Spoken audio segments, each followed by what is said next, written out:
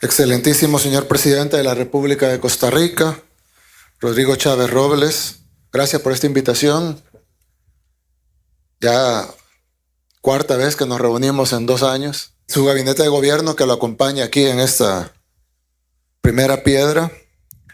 Señoras y señores, diputados de la Asamblea Legislativa de Costa Rica, miembros de la delegación salvadoreña y de mi gabinete que me acompañan, estimados elementos de los diferentes cuerpos policiales presentes, que son el pilar fundamental de cualquier medida de seguridad, amigos de la prensa, señoras y señores.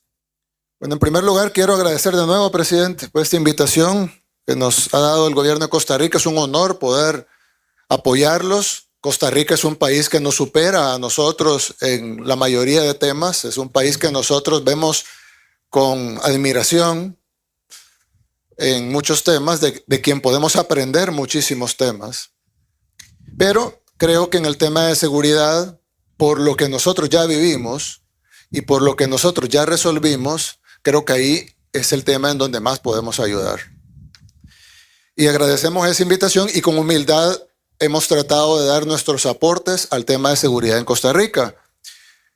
Salvadas las diferencias, yo he escuchado personas que dicen, pero el problema de Costa Rica no es igual al de El Salvador. No, no es igual al de El Salvador. Es igual al de El Salvador cuando empezó. Pero como ustedes saben y lo han visto en Costa Rica, el problema va a ir creciendo si no se detiene. Es el equivalente a un cáncer.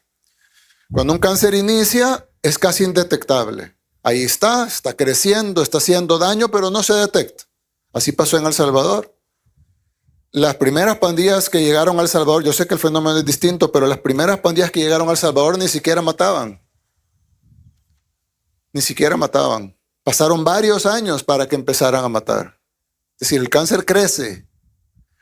Yo recuerdo acá cuando empezó a establecerse el narco, decían, no, pero no matan. Y luego, no, pero matan solo entre ellos. Y luego empezó a morir gente inocente. Y así funcionan con todos los cánceres y con todos los fenómenos delincuenciales. Inician imperceptibles, luego se perciben pero no hacen tanto daño, luego hacen un pequeño daño, luego hacen un gran daño y luego destruyen todo. Y en El Salvador vivimos todas esas etapas 2 veces, con la guerra civil y con la guerra de las pandillas, que básicamente fue producto de la guerra civil. Pero eso ya será otro tema para explicar un día. Cuando la delincuencia se toma el país, cosa que aún no ha pasado en Costa Rica, gracias a Dios, aunque el problema es grande, pero aún no se ha tomado el país como se lo tomó en El Salvador, la criminalidad llega a ser un gobierno paralelo. El país tiene 2 gobiernos entonces, el gobierno oficial, democrático, electo por el pueblo, y el gobierno paralelo, que es la dictadura de las pandillas, o la dictadura de los criminales, o la dictadura de los narcos. Porque ahí sí es dictadura. Ahí nadie los elige, ahí no hay forma de votarlos en pro o en contra, ahí no hay elecciones, ahí no hay entrega de cuentas, ahí no hay auditorías, ahí no hay asamblea legislativa, ahí no hay nada, ahí lo único que hay es la dictadura del narco. Y el que no quiere, bala. Esa es la verdadera dictadura que vivía El Salvador, la dictadura del crimen. Incluso la dictadura del crimen tenía más control del territorio que el gobierno oficial, que era un gobierno incapaz, corrupto y cómplice de la criminalidad, pero no era dictadura, porque la dictadura la tenían los criminales. Y entonces el gobierno cobraba impuestos, sí, pero también cobraban impuestos a las pandillas, lo que ellos le llamaban renta. Ellos le pusieron ese nombre, renta. No sé si por alquiler o por impuesto de la renta, pero ellos le llamaban renta. Y ese era el impuesto de las pandillas. El impuesto del gobierno, hay gente que lo paga, hay gente que no lo paga, ya sea porque está en la informalidad, o porque no puede, o porque no tiene con qué, o porque no declara. Pero el impuesto de las pandillas nadie podía no pagarlo. Porque el que no pagaba el impuesto de las pandillas, o lo mataban, o le hacían cosas como le hicieron a la señora, que su propio nieto le cortó las manos. Y se llevó las manos a entregarlas a la pandilla para que vean, mi abuela que no pagó, aquí están las manos. El 80% no era un fenómeno aislado en una zona, en un departamento, en un municipio, en un distrito, no.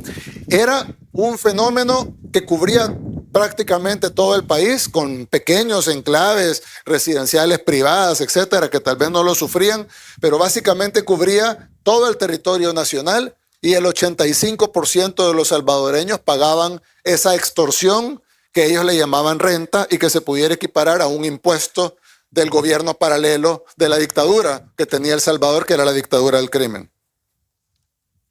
Y no se podía combatir, porque cualquier cosa, primero el gobierno estaba en complicidad con las pandillas, con el crimen. Segundo, cuando había alguna decisión de hacer algo de parte del Ejecutivo, yo no sé si lo hicieron con buena o mala intención, porque yo estaba muy pequeño, pero cuando se lanzaron los primeros programas para combatir a las pandillas, recuerdo que lanzaron el plan Mano Dura, allá cuando, no sé, a inicios de los 2000, aquí mi ministro de Seguridad ya trabajaba en ese tiempo para el gobierno, era de los buenos, y me contaba él que los buenos, porque en la policía, la mayoría de policías es gente buena. Solo el hecho de decidir ser policía es porque alguien es bueno. La mayoría de nosotros vemos peligro y corremos. Los únicos, corremos del peligro. Los únicos que corren hacia el peligro son los policías, los soldados, los bomberos. Esos son los más buenos, pues. Alguien que nace con la vocación de correr hacia el peligro. No correr del peligro, que es lo natural y lo evolutivo. No, correr hacia el peligro. Esa es la gente más buena de todas, que está dispuesto a sacrificar su vida por los demás. La mayoría de ustedes no lo harían. Pues ustedes sí, pero la mayoría de los que están de este lado no lo hacen. No sacrificarían su vida por los demás. Ellos sí. Y eso lo pone en otro nivel de ser humano, arriba. Entonces había muchos policías buenos en El Salvador, pero, y como me cuenta historias el ministro, iban, agarraban 100 pandilleros, los metían a la cárcel y el día siguiente salían 101. Los 100 que metieron y otro más que sacaron. Y entonces los pandilleros iban y se vengaban matando a las familias de los policías. La próxima vez, cuando otro gobierno le decía a los policías, vayan entre los pandilleros, pues decían, ¿para qué? Para que salgan libres, para que me maten. Entonces se convierte en lo que muchos le llaman, otros no quieren usar una palabra, dicen que es muy fuerte, a mí me parece está muy suave, un Estado fallido. Ya cuando un Estado no puede combatir su delincuencia, es porque hay un grupo que tiene el monopolio de ejercer la violencia, que no es el Estado, y ese es un Estado fallido. Entonces, nosotros teníamos un Estado fallido. Cuando nosotros llegamos, tuvimos que cambiar todo. Corte, jueces, fiscales, leyes, asamblea, en las elecciones, por supuesto. Elecciones que fueron observadas por la Unión Europea, por la ONU, por la OEA, por los países desarrollados que tienen interés en observar elecciones, etc.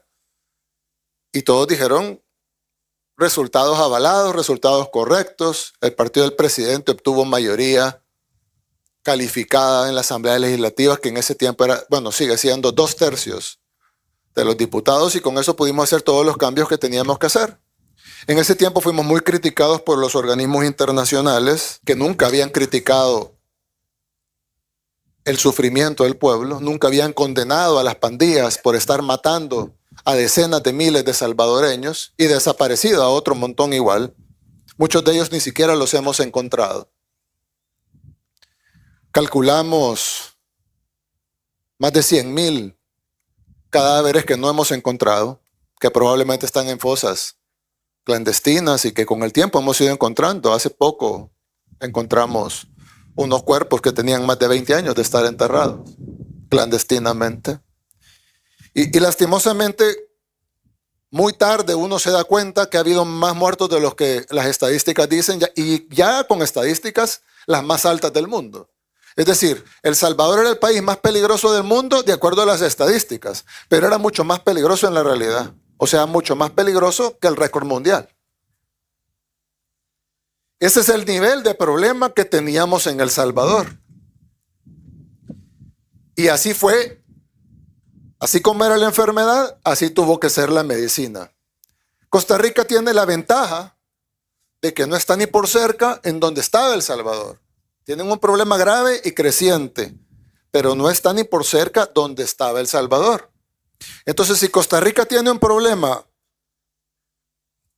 me voy a atrever a decir un número con base en los homicidios. Si Costa Rica tiene un problema 5 veces menor, con hacer la tercera parte que hizo El Salvador, ya queda sobrado. Y entonces, este es el momento para resolver el tema de la criminalidad. Porque de lo contrario, van a pasar otras cosas. Primero, va a seguir creciendo la criminalidad y van a morir más costarricenses. Segundo, eso es lo más importante, ¿no? Pero segundo, la gente ya no va a poder salir a la calle como pasaba en El Salvador. Los niños no van a poder ir al parque. Ustedes van a tener que entrar, todos los costarricenses van a tener que entrar a cierta hora a sus casas, so pena de ser asesinados si se pasan del toque de queda de las pandillas. No van a poder, ojo, todo esto que estoy diciendo es verificable, ustedes creo que lo leían incluso antes de nuestro gobierno, todo esto es la realidad de lo que pasaba en El Salvador. A cierta hora ya no se podía entrar a su casa. Si usted iba a una colonia o a una comunidad o a un barrio vecino donde vive su familia, pero que pasaba la línea de control de la pandilla hacia la línea de control de la otra pandilla, era asesinado. Si usted se quedaba dormido en el bus, y esto pasó muchas veces y podrán ver testimonios de salvadoreños, si usted se quedaba dormido en el bus y se pasaba de la línea de la parada donde le tocaba bajar, era asesinado. Si usted no pagaba la extorsión, era asesinado. Si usted no entregaba a su hija al pandillero, era asesinado. Muchos padres trataron de defender a sus hijas y fueron asesinados e igual se llevaban a la hija. Entonces muchos optaban por entregarla,